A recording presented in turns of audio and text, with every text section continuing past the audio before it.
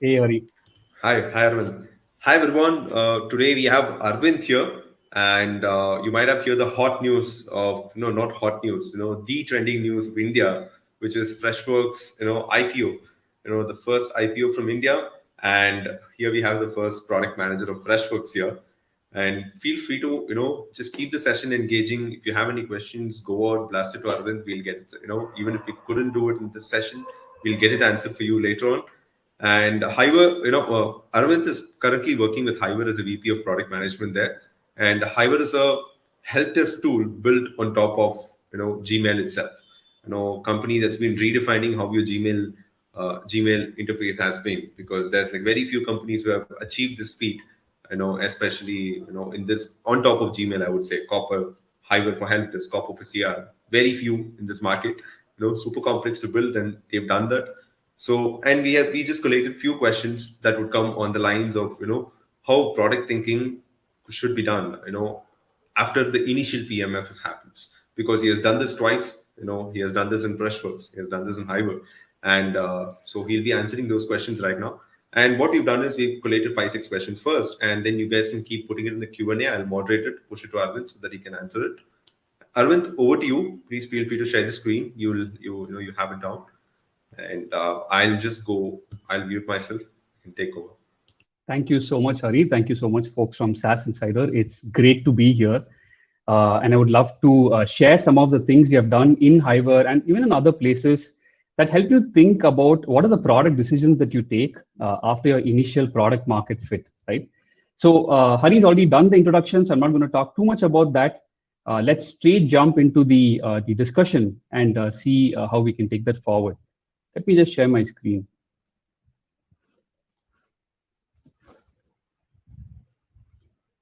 I hope you're able to see my screen, Hari. Yes, sir. Great. So let's just get started right away. As Hari had already mentioned, Hiver is world's first Gmail-based help desk. So that means we do almost everything that regular help desks do, but we do that within Gmail, which makes it so much more easier to adopt the product and so much more easier to start on the help desk and customer support journey. I'll just be using Hiver as an example in certain in instances later. So this introduction helps in that. Now let's talk about the agenda, and I'll keep this really short because the agenda is short, but I hope it's something that we can all discuss together. So the philosophy behind product building, that I genuinely think it's easy to build products. The challenge is to build a business that scales with product, right? So what we'll be talking about in this particular discussion is 5 broad product decisions that you need to make ASAP to set your product on a growth track. These 5 product decisions are not something that I think is the right thing to do, or it's more of a hearsay. These are things that we have actually practiced in Hiver and my previous work and previous roles as well. So would love to share that with you folks, right? Before we get started with the 5 decisions that we want to talk about, first is, of course, the topic says, what are the decisions after your initial product market fit? But for folks who are fairly new and we're trying to figure out what product market fit actually is, I think there's this lovely post from the product folks. You can just have a look at that. They've gone to a lot of detail to explain what product market fit is.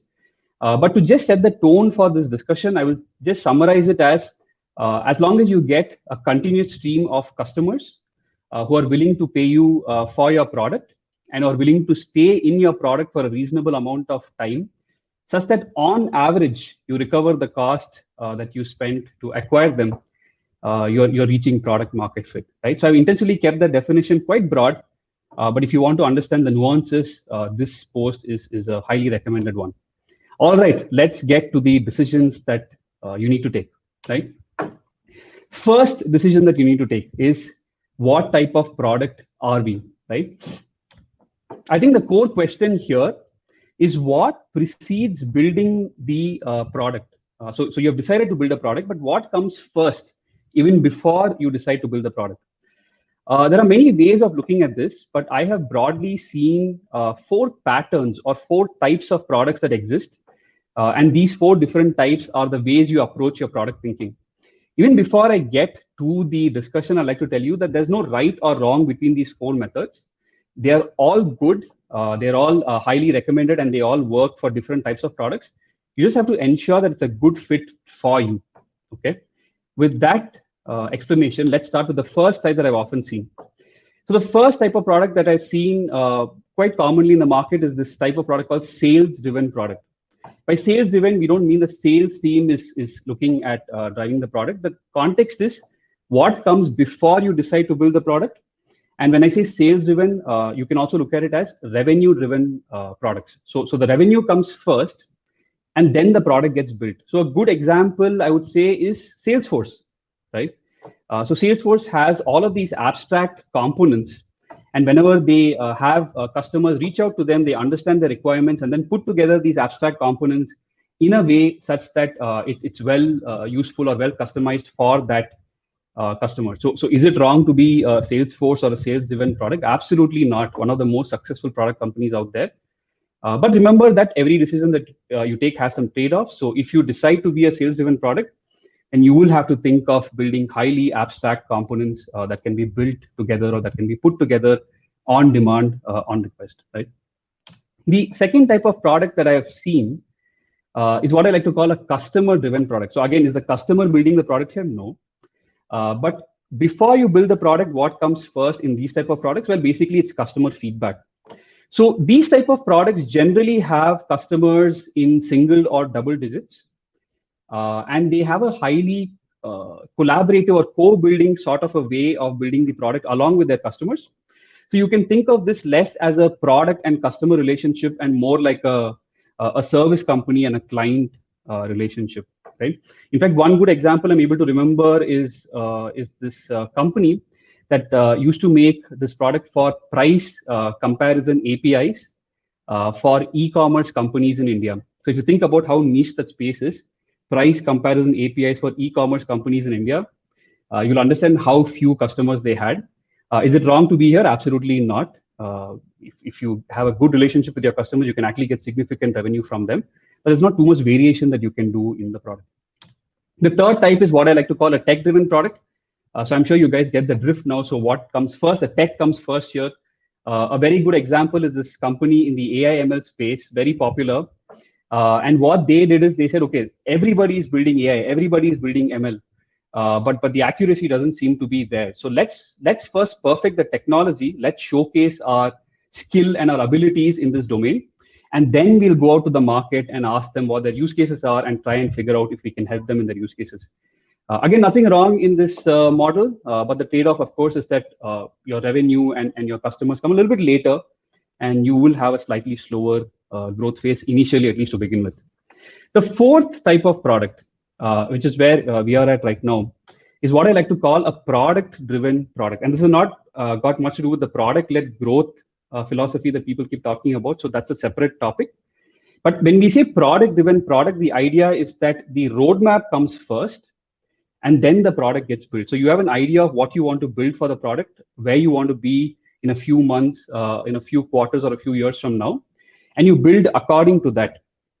Again, there's a trade-off here. So if a customer comes, and remember that acquiring leads is very expensive. So assume you get a lead, you've taken them through the entire sales cycle, and then quite often there will be a few folks who will say, your product's amazing, it's great, but if it had this one extra feature, I would definitely convert into a customer.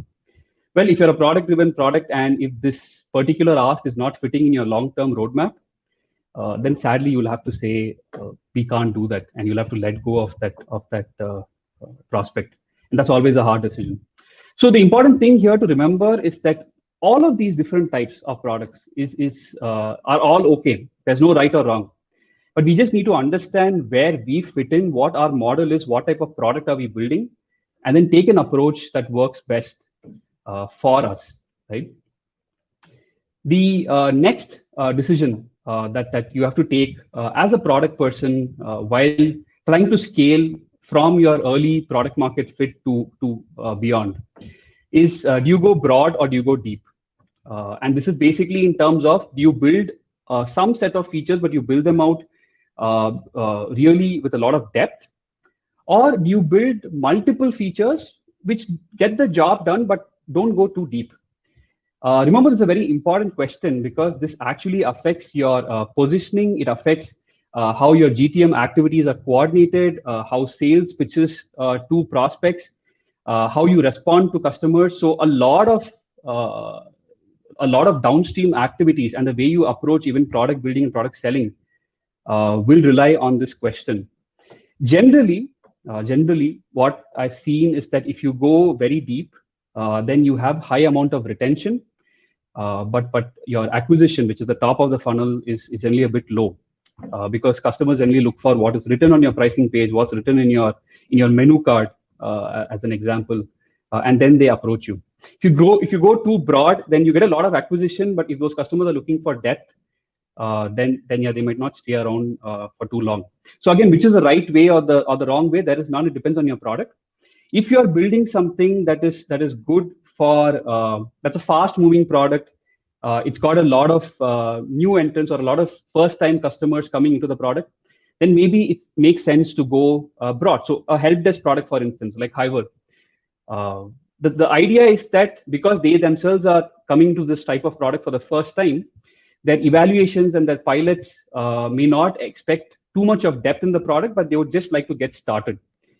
On the other hand, if you're trying to build a product like an iPaaS platform, so integration platform as a service, where you're enabling other products to integrate or build out their integration roadmap, then you're going to be subjected to a lot of deep evaluations, a lot of deep questions and expectations. And if you don't have that, you're not going to make the cut.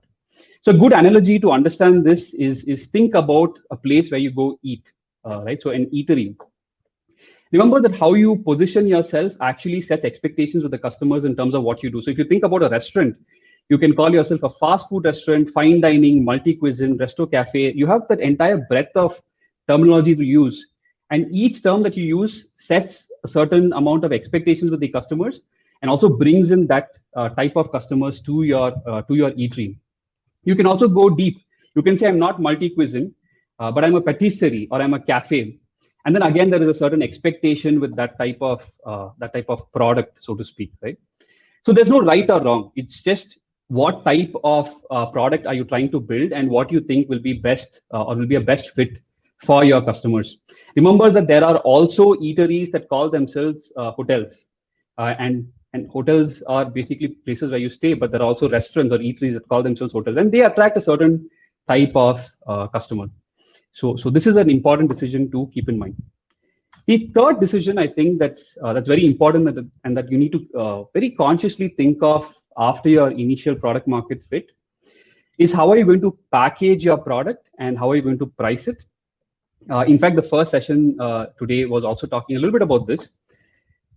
This is very important because especially in SaaS, you have various tiers in terms of the offering that you provide to your customer with the same product.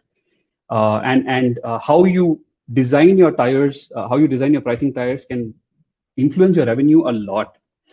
By and large, if you think about a framework in terms of how you can design your packaging and pricing, it starts basically with a core value metric. I'll talk about what a core value metric is in a bit. But then, of course, number of beneficiaries. So how many people are you going to involve in this product? That's one way of looking at it.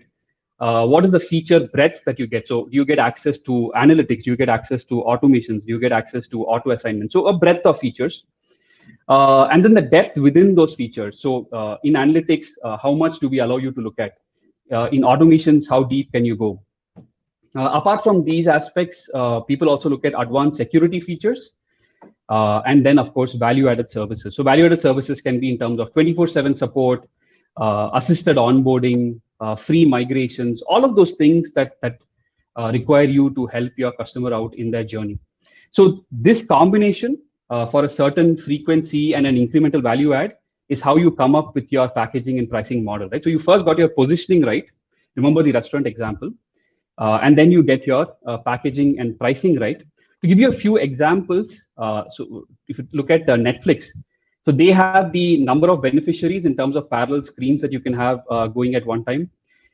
They have the feature breadth and they also have the feature depth in terms of HD or Ultra HD. If you think about Ally, they have security or advanced security as one part of their offering, and then they also have value-added services in terms of 24/7 online support and dedicated customer support and all of that. Now coming to the core value metric. So if you have to think about a core value metric, it's basically something that the customer easily understands, they relate to, and they're willing to pay for as and when their usage increases, right? With Wistia, for example, the number of videos you can embed is a great value metric, and it's a very direct metric. It's something that you can directly measure, and they can use this in their pricing model. But remember that not all products will have a very clear value metric like this. Like if you take a help desk product, which is what Hiver is, we don't have one metric that we can evaluate in terms of value to the customer, because it's a combination of number of people, the feature breadth, the feature depth, etc. In those cases, you could use a proxy, which is basically a combination of different metrics together. And in case of Hiver, we use productivity. So how we work in Hiver is in the first plan, in the entry plan, you get the basic product. But if you want to become more and more productive, then we go into higher plans. And productivity is a combination of feature breadth and feature depth. This was actually our old pricing. After we built out the product, after we added both breadth and depth and value-added services, we were able to go from this range of 14 to 40 to a range of 12 to 69, and actually gain a good amount of revenue from our customers based on the value that they were deriving from the product. This is the third decision. How do you look at your packaging and pricing? The fourth decision is, given your current product, how do you expand the business model? So basically, with the same product, how do you expand your revenue and find more ways to reach a customer? For Hiver especially, the add-on model and the reseller network has actually worked quite well. So if you think about our add-on model, or how or why that should even work, think about the different tiers that I just showed you, right? So assume a customer is here and they want a single feature from this plan. But the difference in the two plans can be anywhere between, say, $12 to $15. So should the customer really pay an additional $12 to $15 per seat for one additional feature? Or considering we are a software product and our inventory is infinite, can we actually give just that one feature to the customer for a small increment in the pricing at, say, $4 additional per seat? So when you end up doing this, not only are you allowing the customers to succeed and gain more from the product, but we are also getting more revenue for features that we have already built. So the add-on model works great if you can standardize how to approach it. Would love to talk about this offline if any of you are interested. In terms of the reseller network, so this is great when you're looking at geographies where you don't have too much reach, or when you're looking at markets where the customers are used to going to one particular service provider who actually stitches together all their products or all the required products together and gives it to them as one package, right? So typically the way the reseller network works is they get a cut out of every sale that they make. So if Hiver is selling at $30 per seat, a reseller might make a percentage of that, 10, 20%, based on what is the agreement we have. But think about it, right? Assume the reseller sells a 10-seater account at $30 per seat. They've sold a $300 account, but what they make out of that, if you look at it as a 10% commission, is just $30. So are they incentivized enough to sell your product? Maybe not. So what you could do is actually allow the reseller to provide value-added services on your product. So a good example that we have done is we allow our customers to take raw data out of the product so that they can build their analytics dashboards in any external tool. But this is where the resellers can come and build those dashboards for the end customer and make some additional service revenue out of the product, right? This is one thing that they can do. The last decision, and this is very important, and this is something that we have been constantly experimenting with, and I think we have reached a good amount of maturity here, is do you build or do you buy? In every other discussion until now, in all of our 4 decisions, I would have said, well, it depends on your context. It depends on what your product is, what your market is. In this one decision, I'm just going to say that I will favor buy, or in case of SaaS, rent any day over build. Just because the number of product offerings we have today in terms of what they can do, how much they can be customized, and how much they can really integrate into your product to give your end customers the experience of, oh, this is one product that I'm working with, is just amazing, right? So obviously people use billing products like Stripe, But even if you want to build an integration offering, you have iPaaS providers. If you want to do product engagement and onboarding, you have products like Mixpanel, Gainsight PX. If you want to publish your change log or get or publish a public roadmap, then you have a Headway product board. So there are a lot of products in the SaaS space, and I would any day recommend buy or rent than build, unless you really have gotten to that stage where you have to build native experiences. But if you're going after your early product market fit, I don't think you should have that trouble yet. That's mostly the 5 decisions, but other decisions are also something that you should factor in. With SaaS being what it is right now, and there's so much focus coming in on user experience and delight, I think irrespective of the type of product you are, this UX centricity and do-it-yourself experiences, so that your end users feel like they're smart, they can figure out the product, is extremely important, irrespective of what product type you are. In terms of building the product, if 10 sales folks are required to sell to 100 customers, the day you need 1,000 customers, you can't get 100 sales folks, right? So you need to help your GTM team. And that's where I look at high touch versus high velocity. So the product should be optimized enough such that someone who's interested in the product just logs in, figures out everything through the onboarding process, enters their credit card, and then moves on by using the product. In case you're having a large account that need a lot of help, then your sales folks would probably or should be probably spending their time with such customers. And these are what we call high touch customers. Obviously, needless to say, frequently kill features instead of carrying around baggage. It just doesn't help, trust me.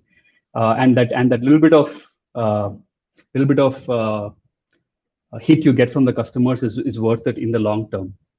Having a standard technology stack is something that we have learned the hard way, that it makes sense to standardize your technology stack early on, because if you try getting too many platforms to work on or too much of components in your technology stack, it becomes hard to maintain. And of course, figuring out your API strategy as early as possible is extremely important. That's about it, folks. These are the decisions that we have taken to get to where we are right now. Would love to take any questions. Hi, Arvind. We have 2 questions. So I'll start with the first question that came from Arvind. What metrics do you track a different product maturity cycle? Pre-PMF, PMF, enterprise grade. Okay. In terms of metrics, I think in any SaaS product, they'll always ask you to look at the CAC and the LTV ratio, right? So the LTV will tell you how long are you retaining your customers, and the CAC will tell you how much you're actually spending to acquire your customers. But even here, I think, so in our experience, you've learned that these are averages. You tend to, you can't just look at this as one metric, because every time you're starting a new channel of trying to acquire customers, obviously when you begin, your CAC is going to go through the roof. And after you start experimenting, you're going to reach some sort of steady state and figure out whether this channel is working out for you or not. So this is something obviously that any SaaS company will look at. But I would recommend that you don't look at it as a combined average across all your channels. You actually split it through each channel and still keep it running until you think you've reached a certain steady stage in the channel. Yeah. Thank you, Arvind. And thank you, Arvind Subramaniam, for the question. No So the next question we have from Shubham. So the question is, when, how are you going to use your, whether the question, you gave this question, go deep or go broad. And is TAM or the AR, how would that matter in deriving the answer for this question? Okay, so as I was mentioning, it depends on the type of product that you are, right? If you are catering to this, if you're like a fast moving product and most people coming into that segment are maybe first timers or people just getting to know the domain, it may make sense to go broad first, because even before trialing your product, what customers tend to do is they just tend to go through all the competitors and see what they have to offer. Pricing generally seems to be within a certain range. So they just go for the product that they think has most offerings, at least on paper.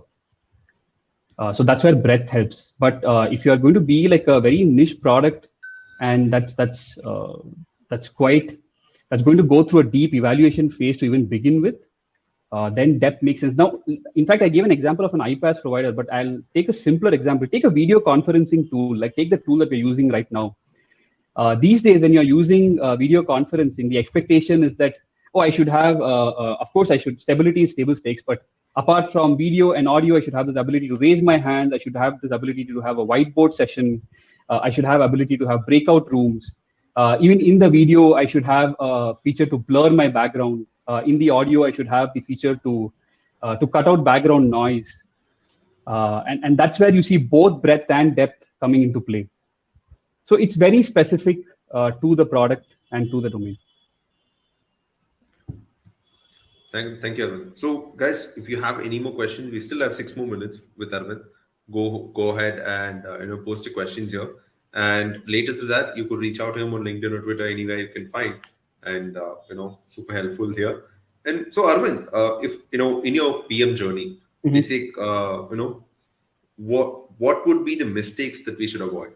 I can't ask you what mistakes you made in Hiver or Freshworks, when you were there. But what are the key mistakes that we should avoid? While thinking about the PMF, or after the PMF?